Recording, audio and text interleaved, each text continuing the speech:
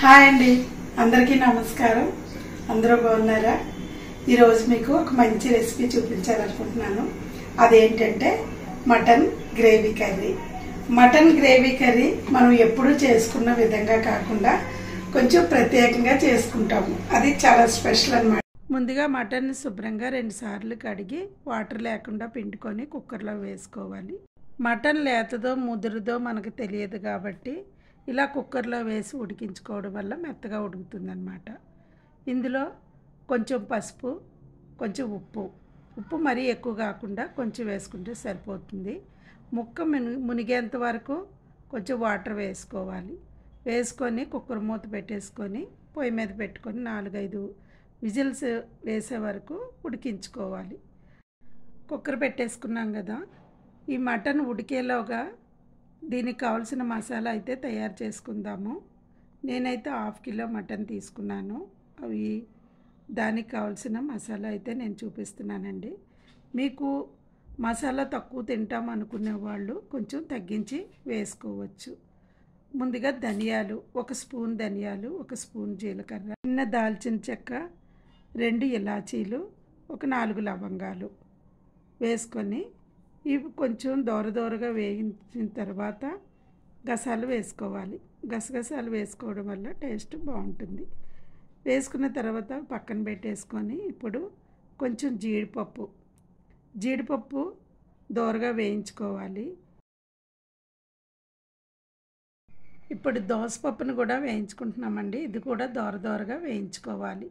ఒక చిన్న కొబ్బరి ముక్క తీసుకొని ఆ కొబ్బరి ముక్కను కూడా వేసుకోవాలన్నమాట. అది 2 వైపులా కాల్చాలి బాగా. ఇలా కాల్చడం వల్ల దానికి ఉన్నటువంటి ఆయిల్ వాసన అనేది పోతుంది కాబట్టి ఈ విధంగా కాల్చి వేస్తారు. ఈ టేస్టే డిఫరెంట్గా ఉంటుందండి. ఈ దోసపప్పు కానీ జీడిపప్పు, ఈ కొబ్బరి కలిపి వేయడం వల్ల రెస్టారెంట్లో తినే కర్రీలాగా అంత టేస్ట్ వస్తుందన్నమాట. చాలా బాగుంటుంది.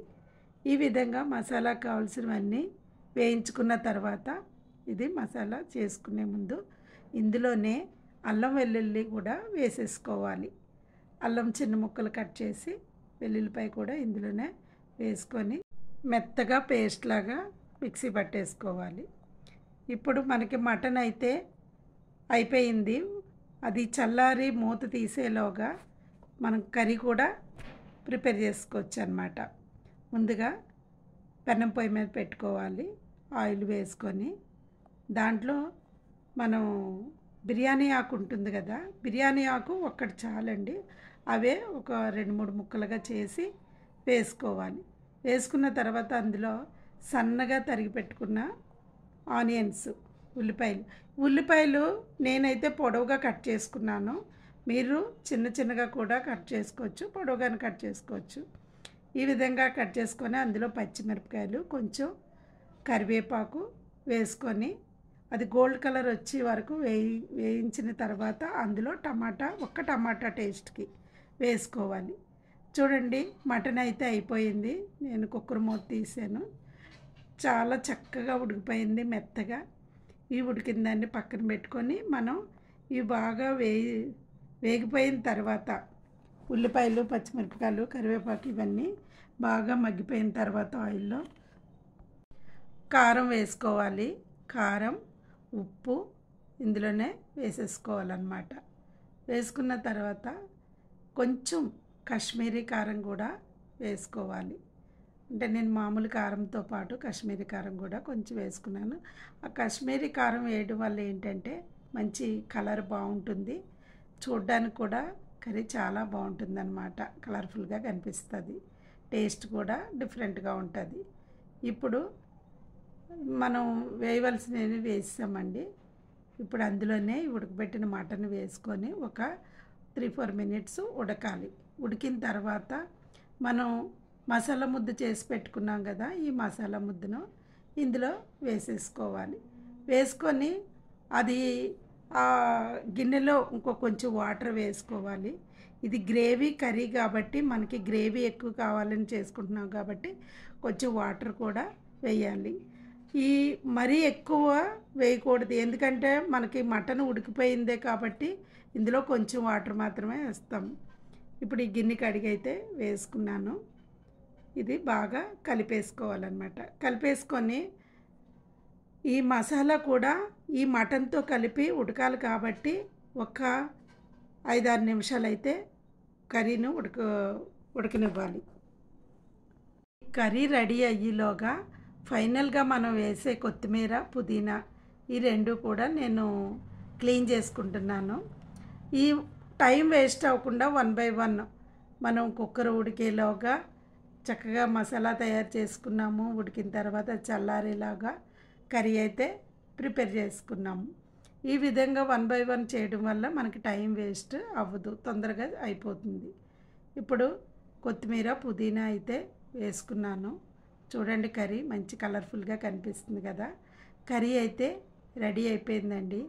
మీకు కనుక నా వీడియోస్ నచ్చితే లైక్ చేయండి. చాలా వరకు నా వీడియోస్ అయితే చూస్తున్నారండి. చూడటమే కాదండి, మీరైతే ఒక్క లైక్ అయితే ఇవ్వడం మాత్రం మర్చిపోవద్దు. లైక్ చేయడం మాత్రం మర్చిపోతున్నారు అందరూ. కాబట్టి నాకు లైక్స్ అయితే రావట్లేదు. ఇలా మీరు మీ ఒక్క లైక్ వల్ల నా ఛానల్ ముందుకెళ్తుంది. కాబట్టి అందరూ చేస్తారని కోరుకుంటున్నాను. కర్రీ అయితే రెడీ అయిపోయింది. ఇది రైస్కి మాత్రమే కాదు, రోటీలకైతే ఇంకా చాలా బాగుంటుంది. అందువల్ల నేను చపాతీలు అయితే చేస్తున్నాను వితౌట్ ఆయిల్తో. మటన్ కర్రీ మనం ఈ విధంగా చేస్తే కనుక చాలా టేస్ట్గా ఉంటుంది. చాలా చాలా బాగుంటుందండి. మీరు కూడా ఖచ్చితంగా ట్రై చేయండి. ఇలాగే చేసి చూడండి. మీ ఇంట్లో వాళ్ళు అందరికీ కూడా ఈ కర్రీ చాలా బాగా నచ్చుతుంది. ఈ కర్రీ రంగు, రుచి, వాసన సేమ్ రెస్టారెంట్లో తిన్న ఫీలింగ్ అయితే కలుగుతుంది. నేను ముందుగా ఈ కర్రీని చపాతీతో టేస్ట్ చేస్తున్నాను.